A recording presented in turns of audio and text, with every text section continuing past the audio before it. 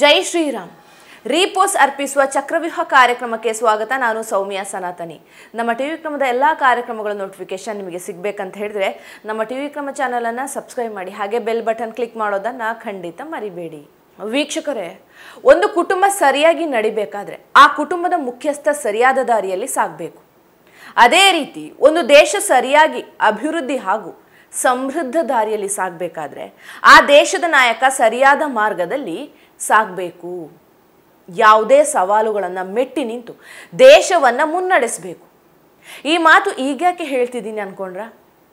ಕೆಲವೇ ದಿನಗಳ ಹಿಂದೆ ಭಾರತದ್ದು ಡೆಡ್ ಆರ್ಥಿಕತೆ ಅಂತ ವಿಶ್ವದ ದೊಡ್ಡಣ್ಣ ಅಂತಾನೆ ಅನಿಸಿಕೊಂಡಿರುವಂಥ ಅಮೆರಿಕದ ಅಧ್ಯಕ್ಷ ಡೊನಾಲ್ಡ್ ಟ್ರಂಪ್ ಹೇಳಿದರು. ಮೋದಿಜಿ ಅವರಿಗಿಂತ ಮೊದಲು 10 ವರ್ಷ ದೇಶವನ್ನಾಳಿದಂಥ ಕಾಂಗ್ರೆಸ್ ನಾಯಕರಿಗೆ ಅಮೆರಿಕ ಹೇಳಿದ್ದೇ ವೇದವಾಕ್ಯವಾಗಿತ್ತು. ಪಾಕಿಸ್ತಾನ ನಮ್ಮ ಮೇಲೆ ದಾಳಿ ನಡೆಸಿದ್ರು ಕೂಡ ನಾವು ಉಗ್ರ ಕ್ಯಾಂಪ್ ಮೇಲೆ ದಾಳಿ ಮಾಡೋಕ್ಕಾಗಲಿಲ್ಲ. ಕಾರಣ ಅಮೆರಿಕದ ಸೂಚನೆ. ಆದರೆ ಈಗ ಪರಿಸ್ಥಿತಿ ಬದಲಾಗಿದೆ.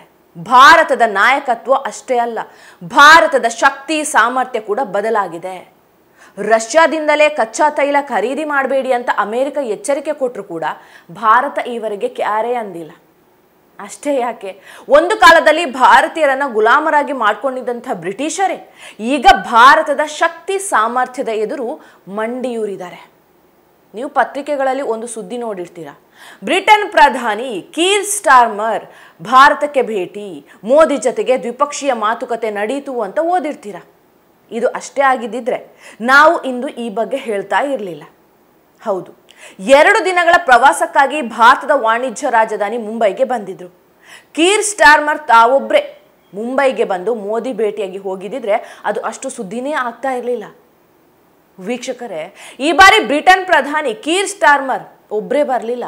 ಬದಲಾಗಿ ನಮ್ಮ ದೇಶದ 125 ಪ್ರಮುಖ ಕಂಪನಿಗಳ ಸಿಇಒಗಳನ್ನು ಕರ್ಕೊಂಡು ಬಂದು ಭಾರತದೊಂದಿಗೆ ನೀವೆಲ್ಲರೂ ವ್ಯಾಪಾರ ಮಾಡಿ ಅಂತ ಭಾರತಕ್ಕೆ ಬಂದು ಇಳಿದ್ರು. ನಮ್ಮ ದೇಶದಲ್ಲಿ ಸಿಇಒಗಳನ್ನು ಕರ್ಕೊಂಡು ಮೋದಿಜಿ ವಿದೇಶಕ್ಕೆ ಹೋದಾಗ ದೊಡ್ಡ ವಿವಾದವೇ ಆಗಿತ್ತು. ಆದರೆ ಕೀರ್ ಸ್ಟಾರ್ಮರ್ ತಂಡದಲ್ಲಿ Rolls Royce, British telecom,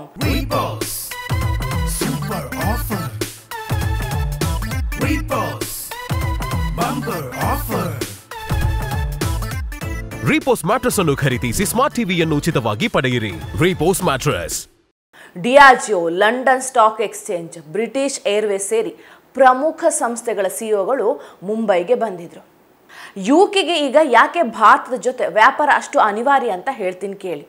2020ರವರೆಗೂ European ಒಕ್ಕೂಟದಲ್ಲಿದ್ದಂಥ Britain ಆ ಮೂಲಕವೇ ವ್ಯಾಪಾರ ಮಾಡ್ಕೊಂಡು ಬಂದಿದೆ.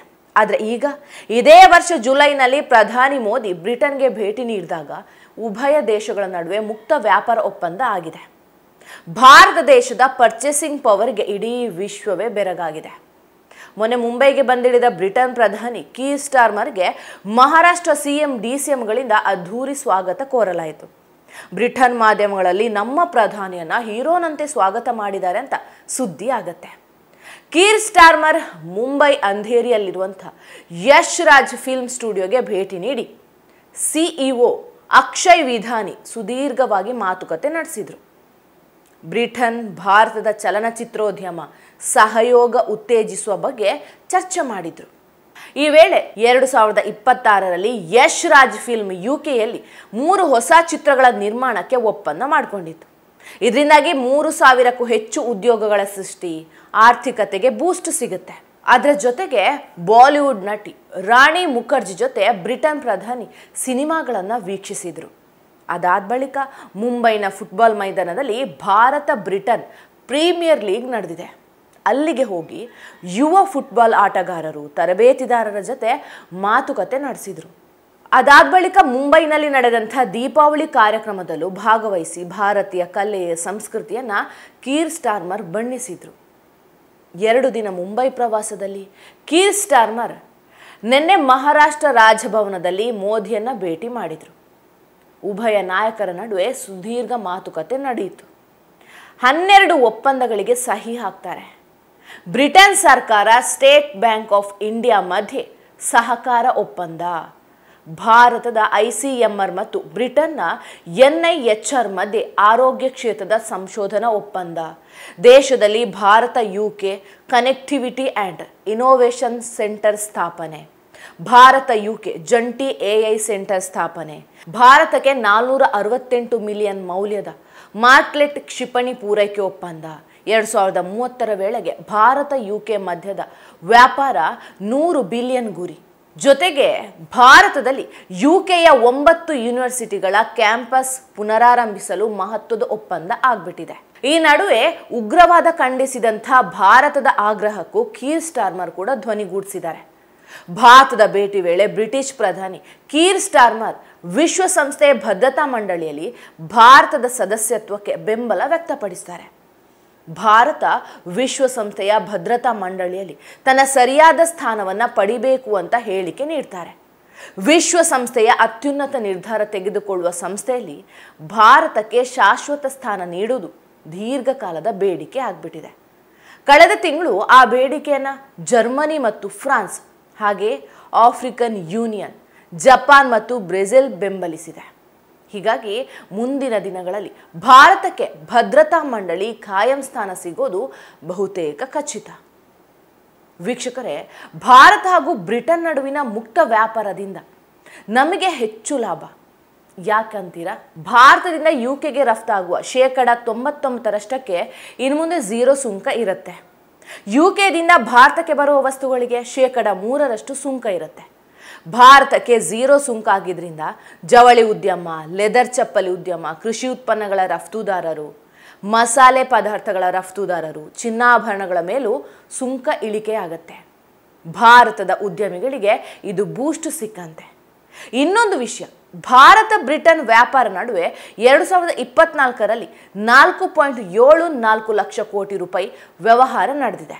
2030ಕ್ಕೆ 8.87 ಲಕ್ಷ ಕೋಟಿ ಆಗುವ ಸಾಧ್ಯತೆ ಇದೆ ಅಂತ ಅಂದಾಜು ಮಾಡಿದ್ದಾರೆ. ವೀಕ್ಷಕರೇ, ಬ್ರಿಟನ್ ಆಗಲಿ ಮತ್ತೊಂದು ದೇಶ ಆಗಲಿ ಯಾಕೆ ಭಾರತದ ಜೊತೆ ವ್ಯಾಪಾರಕ್ಕೆ ಮುಗಿಬಿದ್ದಿದೆ ಅಂದರೆ ನಮ್ಮ ಪರ್ಚೇಸಿಂಗ್ ಪವರ್. ಇತ್ತೀಚೆಗೆ ಕೇಂದ್ರ ಸರ್ಕಾರ 375 ವಸ್ತುಗಳ ಮೇಲಿನ GST ಇಳಿಕೆ ಮಾಡಿದೆ. ಇದು ಆರ್ಥಿಕತೆಗೆ ಬೂಸ್ಟ್ ಸಿಕ್ಕಂತೆ. ನವರಾತ್ರಿ ಹಬ್ಬದ ವೇಳೆ ಕಾರು, ಬೈಕ್ಗಳು, ಎಲೆಕ್ಟ್ರಾನಿಕ್ ವಸ್ತುಗಳ ಮಾರಾಟ ಜೋರಾಗಿ ನಡೆದಿದೆ. ನವರಾತ್ರಿ 9 ದಿನದಲ್ಲಿ 11,56,935 ವಾಹನಗಳ ಮಾರಾಟ ನಡೆದಿದೆ. ಅಂದರೆ 1 ನಿಮಿಷಕ್ಕೆ 89 ವಾಹನಗಳ ಸೇಲ್ ಆಗಿದೆ. ಅಂದರೆ ನವರಾತ್ರಿ 9 ದಿನಗಳಲ್ಲಿ ಬೈಕ್ 8,35,364, ಕಾರುಗಳು 2,17,744 ಮಾರಾಟ ಆಗಿದೆ.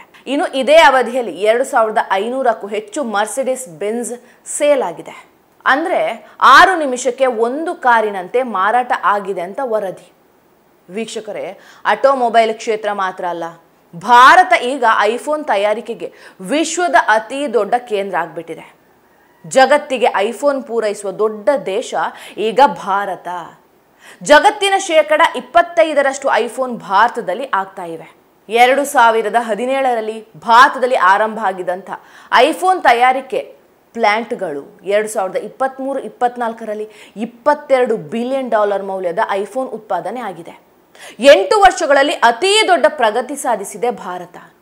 ವೀಕ್ಷಕರೇ, ನಿಮಗೆ ಒಂದು ಡೇಟಾವನ್ನು ಕೊಟ್ಬಿಡ್ತೀನಿ ನೋಡಿ. 2025ರ ಮೊದಲ 6 ತಿಂಗಳಲ್ಲಿ 48,535 ಕೋಟಿ ರೂಪಾಯಿ ಮೌಲ್ಯದ ಐಫೋನ್ ಭಾರತದಿಂದ ರಫ್ತಾಗಿದೆ. ಇದು 2026ರಲ್ಲಿ 85,000 ಕೋಟಿ ಹೆಚ್ಚಳವಾಗುವ ನಿರೀಕ್ಷೆ ಕೂಡ ಇದೆ. ಅಂದರೆ 75% ಹೆಚ್ಚಳ ನಿರೀಕ್ಷೆ ಮಾಡಲಾಗ್ತಾ ಇದೆ. ಸದ್ಯ ಭಾರತದಲ್ಲಿ 4 ಭಾಗದಲ್ಲಿ ಐಫೋನ್ ಉತ್ಪಾದನೆ ಪ್ಲಾಂಟ್ಗಳಿವೆ. ನಿಮಗೆ ಇನ್ನೊಂದು ಮಾಹಿತಿ ಕೊಡ್ತೀನಿ. 2021 ಹಾಗೂ 2022ರಲ್ಲಿ ಭಾರತದಲ್ಲಿ 17,000 ಕೋಟಿ ರೂಪಾಯಿ ಮೌಲ್ಯದ ಐಫೋನ್ಗಳ ಉತ್ಪಾದನೆಯಾಗಿದೆ. ಇನ್ನು 2024ರಿಂದ 2025ರಲ್ಲಿ 1.95 ಲಕ್ಷ ಕೋಟಿ ರೂಪಾಯಿ ಮೌಲ್ಯದ ಐಫೋನ್ ಉತ್ಪಾದನೆಯಾಗಿದೆ. ಇದು ಭಾರತದ ಶಕ್ತಿ. ವೀಕ್ಷಕರೇ, ಭಾರತ ಹಿಂದಿನಂತೆ ಈಗಿಲ್ಲ, ಬದಲಾದ ಹಾಗೂ ಬಲಶಾಲಿ ಭಾರತವಾಗಿ ಈಗ ಹೊರಹೊಮ್ತಾ ಇದೆ. ಹೀಗಾಗಿ ಅಮೆರಿಕಕ್ಕೂ ಮೋದಿ ಈಗ ಕ್ಯಾರೆ ಅಂತಿಲ್ಲ. ಅಮೆರಿಕವು ಭಾರತದ ಮೇಲೆ 50% ಸುಂಕ ವಿಧಿಸಿದ್ದು ಕೂಡ ಜಗ್ಲಿಲ್ಲ, ಕುಗ್ಲಿಲ್ಲ.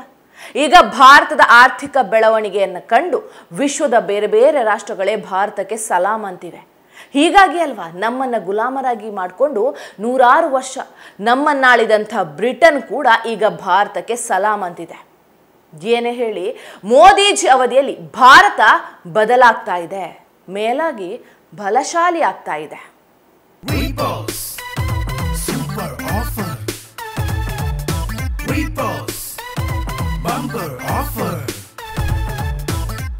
ರೀಪೋಸ್ ಮ್ಯಾಟ್ರೆಸ್ ಅನ್ನು ಖರೀದಿಸಿ ಸ್ಮಾರ್ಟ್ ಟಿವಿಯನ್ನು ಉಚಿತವಾಗಿ ಪಡೆಯಿರಿ. Repose mattress. ಟಿವಿ ವಿಕ್ರಮ, ದೇಶ ನಿಮ್ಮ ಕೈಯಲ್ಲಿ. ಈ ಕಾರ್ಯಕ್ರಮ ನಿಮಗೆ ಇಷ್ಟ ಆಗಿದ್ದಲ್ಲಿ ಲೈಕ್, ಶೇರ್ ಹಾಗೂ ಕಮೆಂಟ್ ಮಾಡಿ. ಟಿವಿ ವಿಕ್ರಮದ ಕಾರ್ಯಕ್ರಮಗಳನ್ನು ನಿರಂತರವಾಗಿ ವೀಕ್ಷಿಸಲು ಸಬ್ಸ್ಕ್ರೈಬ್ ಮಾಡಿ, ಬೆಲ್ ಐಕನ್ ಒತ್ತಿ.